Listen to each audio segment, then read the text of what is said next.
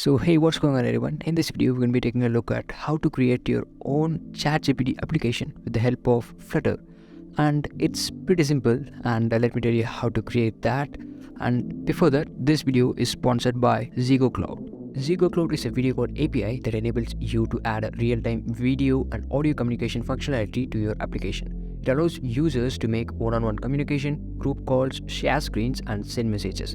This API is available for multiple platforms including web, iOS, and Android. And it also supports various video and audio codecs. One of the most important things is that this API is built on the top of the WebRTC technology, which provides a secure and reliable connection between users. Zigo Cloud offers a wide range of features. Some of its key features include, face beautification, live video streaming, screen sharing, virtual background, call invitation, and a lot more. If you're interested in using Zigo Cloud to add real-time video and audio communication functionality to your app, then you can sign up for a free account. With the free account, you'll be able to make up to 10,000 minutes of calls every month. In addition to video call API, Zigo Cloud also offers APIs for voice, live stream, and chat. All these APIs are built on top WebRTC technology and offers similar features such as platform support, codec support, call recordings, call controls, and access control.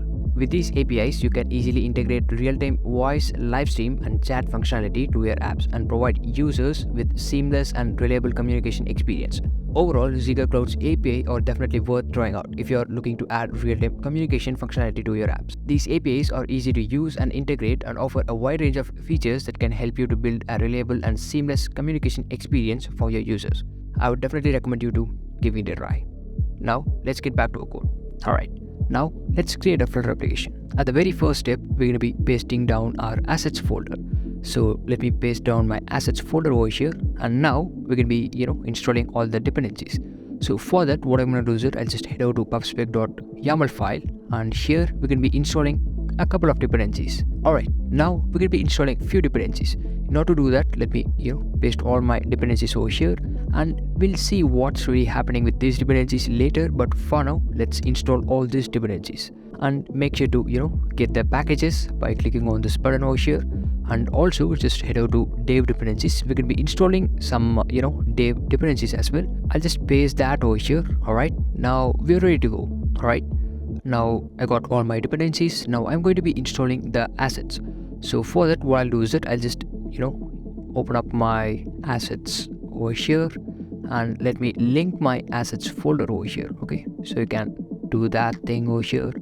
All right, once you're done with that, let's head over to library, and inside that we got our main.dot file, right? Just head over there, and over here what we're gonna do is that I'm going to remove all this classes because we don't need that thing. So I'll just remove all these things, and yeah, probably we'll get an error. That's fine, we'll fix that thing later. Alright, now that's good. So this app is going to be a global version, which means it supports all the languages, and we're going to be feeding all the languages to this AI. So before that, let me tell you how it works. If I head over to pubspec.yaml file, here I had installed Flutter localization, right?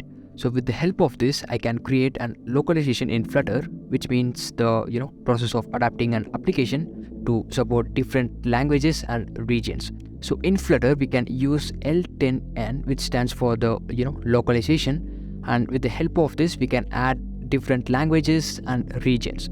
So in order to create that L10N, so let me head over to library folder, and over here, what I'll do is that I'll just create another new folder, L10 and N, okay? And you can create just like this. Inside this L10N, I'm going to be creating another new folder called, generated.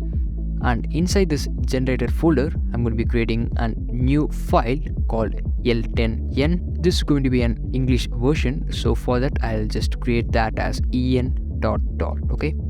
So over here, what I'll do is that I'll just import the packages, and I'll just create a class name called sen, and I'll just extend that with yes class. Okay, so this class will be my global version of English language, which will provide all the basic information required for the user. Okay, so I'll just create a string over here.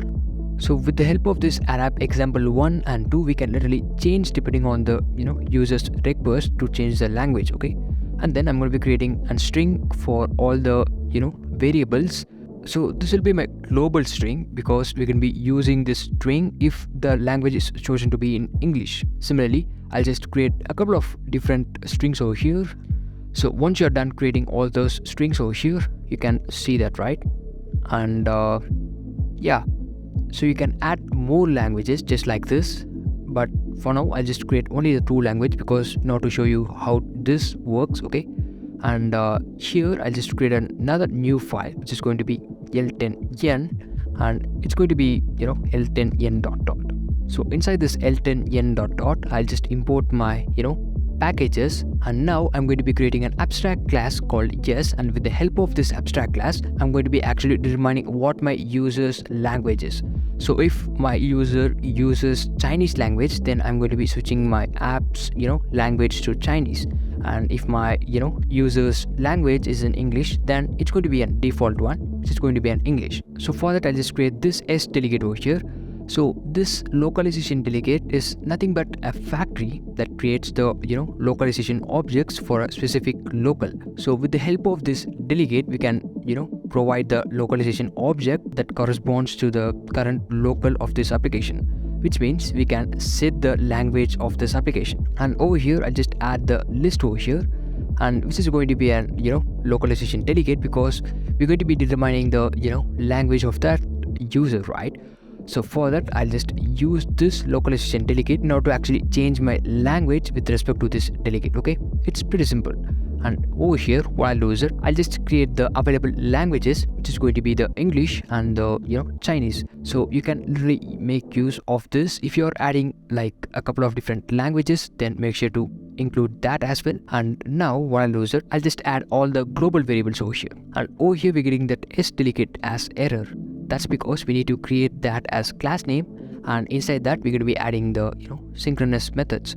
So let's actually do that. So let me create that class name somewhere around here, and inside that you can see that I've created a constant variable called yes delegate, which is also a constructor, and we can make use of this in order to actually get the value from the user.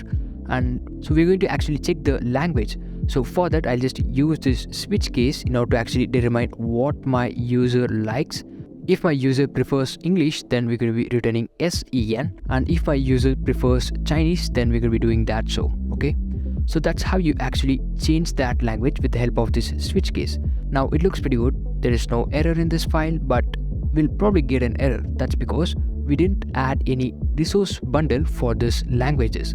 So let's actually add that inside this l10n folder, so we can actually create that resource bundle over here. So in order to actually do that, let me create a new file called intl, which is going to be en.arb, and we are adding intl just because we are using that dependency in this Flutter. So with the help of this dependency, Flutter can actually read this resource bundle file, and it can use this resource bundle file in order to make the necessary changes, okay? So I had already created this resource bundle file, so I'll just add that over here. So you can always check this out, don't need to worry about this. And similarly, I'm going to be adding the resource bundle file for my Chinese language. So now we can literally make use of this l10n in order to actually change the language of our application. Now it looks pretty good. Let me close all these files, and now we are ready to work on different parts of this app, okay? Alright, so now let's work on the API part. But before getting started, we need an API key for getting the request, right? So for that, what I'll do is I'll just open up the OpenAI website, and over here you can see that ChatGPT API is coming soon, which means we don't actually have ChatGPT API. So what I'm gonna do is I'll just use OpenAI API, but keep in mind that OpenAI API and ChatGPT API are not the same. So let me tell what's the difference between those two APIs. So it can be used in a wide range of tasks, including the natural language processing, computer vision, and more. ChatGPT, on the other hand, is a specific implementation of the GPT-3 model that has been fine-tuned for conversational language understanding and generation. And GPT-3 model is also included in OpenAI's API. So that's why we're going to be using that OpenAI API, which is also the parent of ChatGPT. So in order to actually use that, first let's head out to the website, and over here you can find the account, right? Just click on that, and here you can find view API keys. Just click on that. And here you can find the API keys. Just create a new key over here. just click on this button and you'll probably get a key over here. Okay, and let's head over to our Visual Studio Code. Here I'll just select the root folder, and over here what I'll do is I'll just create a new file which is going to be openai.yaml file, and let me paste my API key over here. And make sure to change this API key at the time of running this app. Okay, that's fine. And over here inside my pubspec.yaml file, inside the assets, we're going to be adding that openai.yaml file as well. So before getting into this main.dot file, let's actually create the network first. So in order to create that, let me select my library folder, and inside this what I'll do is I'll just create a new folder called source, and inside that I'll just create another new folder called network, and inside this we're going to be adding our network files, and similarly we're going to be adding the pages as well, right? So for that I'll just select my source folder, and over here I'll just create another new folder which is going to be page, and you can similarly add more files within this source, but for now let's head out to network, and over here what I'll do is I'll just create a new file called OpenAI client dot, and then I'm going to be creating another new file which is going to be OpenAI service dot. Okay, and inside this network folder we're going to be creating another new folder called entity, and inside this entity folder I'm going to be creating another new file called API key entity, and I'm going to be creating another new file called do error entity dot, and then inside this entity folder I'm going to be creating another new folder, and you can find all this source in the official documentation, so you don't need to actually worry about that. And inside this OpenAI what I'll do is I'll just create new file called completion entity dot, and then I'm going to be creating another new file called completion query entity dot. Okay, and we're going to be creating another new file called model entity dot. All right, now it's fine. Let me first add source of this file. So in order to actually do that, let me head over to the source folder, and inside this what I'll do is I'll just create a new file called app manager dot, and let me create another new file called app router dot, and then I'm going to be creating another new file called constants dot, and then I'm going to be creating another new file called extensions dot, and then I'm going to be creating another new file called mycolors dot, and then I'm going to be creating another new file called preference manager dot. Okay, and then now it's fine. Now let's head out to pages. Inside this let's create the pages. Now we had created all the different pages over here. Now it's time to work on the real-time app. At the very first step I'm going to be importing all the packages, and then I'm going to be creating a class name called app manager, and then I'm going to be defining some string values and some boolean values in order to check my API key whether it's working or not. Okay, and then I'm going to be creating an app manager, and then I'm going to be creating a factory of that app manager over here which creates the instance of that class, and then I'm going to be creating an asynchronous method in order to actually load my API key over here. If my API key loads, then we're going to be returning that to true, so my initialized value will be turn out to be true. Okay, and then we're going to be actually creating an abstract class called load inner API key in order to actually load my API key from the server. So here I linked my openai.yaml file in order to get my API key from there. Okay, and finally I'm going to be creating a constant called app manager, which we can use that for accessing the methods and the properties of the class. Okay, and let's head over to the app routes dot, and inside this we're going to be actually routing down this page. So we already know how to route that, so I'll just skip this part, and let's head over to constants, and inside this we can create the variations of that generated text. So you can find this inside the official documentation. I'll just leave that links in the blog website so that you can access all those links and you can learn more about this OpenAI. Okay, and now let's head out to extensions dot. So inside this extensions dot we're going to be actually working on the error thing. Okay, so if my error request pulled out to be false, then we need to say that the connection is timed out and we need to cancel the request of that user. So you can actually learn that thing as well over here. I'm going to be masking out my API key in users page. So for that, here I'll add a condition over here, which is key value dot substring. We'll be actually subtracting that string, and over here I'm going to be adding additional stars in order to black out that in between the API key. And here I'll just add the key value dot substring again in order to select the last characters and numbers of that string. And here I'll just add the key value dot length, and I'll just subtract that with 4. And here I'll just add that final key value dot length in order to actually show only the last 4 values. Okay, that's pretty simple. And inside this preference manager dot we're going to be adding an abstract class called set GPT generation settings. So this method is used to set the GPT generation settings in the app shared preference. So actually this method takes a single parameter called entity of this type called completion query entity, which is an object that contains the settings for GPT generation. So this method actually uses the shared preferences class to store the settings. And if the entity parameter is not null, then the method converts the entity object to a JSON string and stores it in shared preferences. So yeah, it's actually the generation settings. Then the user gives a prompts to this app, then the GPT-3 settings will be activated, and with the help of this we'll send the request to the API, and with that help and will display the request in our app. So now what we're gonna do is that we're gonna be heading over to the chat page dot, and inside this chat page I'd already created the basic theme of this app. And here what I'll do is that I'll just create a future abstract class called send prompt. Using this send prompt, what I'll do is that I'll just get the request, get the prompt from the user, and I'll just send that to my API. So for that I'll just use this try block, and with the help of this I'm going to be sending that prompt to my API. And here I'd also declare that if you get some error, we're going to be showing that to the user, so you can find that as well. Okay, and I'll just set that state over here, and it should not be doing the things on its own, right? So for that I'll just set the initial request to false, and later we'll be changing that to true. Okay, once you're done with that, I had already completed all these pages. Now let's work on the network thing. So here's where the real thing gets started.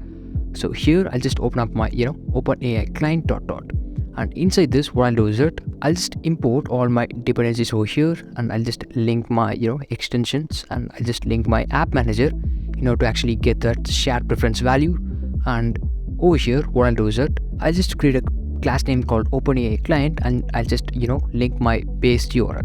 So if you're using something like Spotify URL, then it will have a base URL.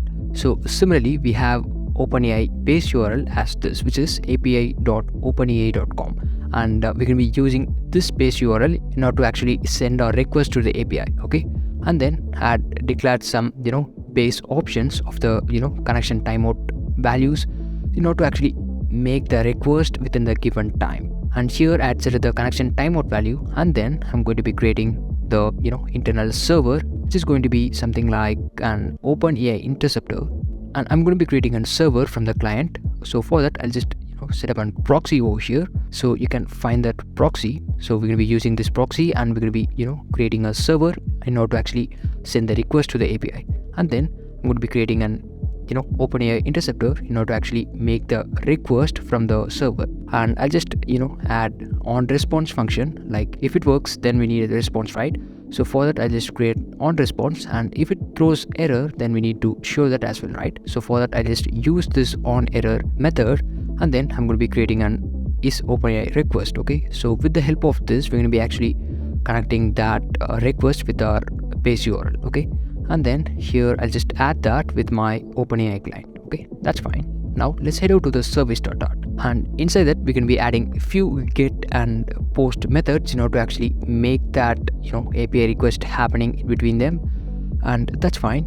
And here we got an error, which is OpenAI service.0. Okay, that's fine. We're going to be actually creating that. We're going to be actually generating that with the help of Flutter. Just feel free to ignore that, we'll work on that later. Now let's head over to the entity, and inside this we got the API key entity dot, right? So let's get to that thing.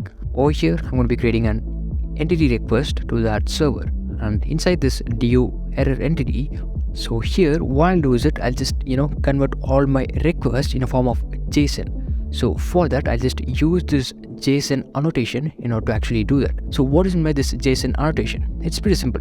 JSON annotation is a way to map fields of a dot class to the corresponding keys in a JSON object. This allows developers to easily pass the JSON data into the objects of corresponding class and vice versa. Alright, so that's what it's really happening over here, okay? So in this API key entity.dot, we are literally getting the request from the user and we are just, compiling that in a form of JSON because we need to send the request in a form of a JSON, right? So for that, I'll just convert that in a form of JSON and I'll just send that to my API key. So that's what we're just doing that in this Dior error entity as well, okay?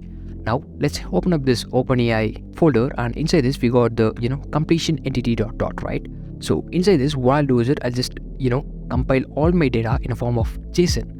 So you can find that thing over here with the help of this JSON serializable. We're going to be actually doing that, so okay. And similarly, we're going to be opening up this completion query entity, and similarly we're going to be doing the same thing over here, okay. Let me do that. So, and over here inside the model entity.dot, and inside this model entity.dot, what I'll do is I'll just do the same thing like we're going to be doing this JSON formatting over here, okay. Now let's head back to the main.dot file. Over here I'll just create the basic app of that thing. Now we can't actually run this app because we had failed to generate that service entities over here. So we can actually do it. So I'll just open up my terminal and here I'm going to be entering a command over here, which is flutter pub run build runner watch, okay. And then I'm going to be running this command. Alright, now we are ready to go. Let's run this app. So let me head over to main.dot and I'll just run this app. Alright, so that's how you create an amazing ChatGPT application with Flutter. And with that said, I'll catch you guys in the next video. Peace.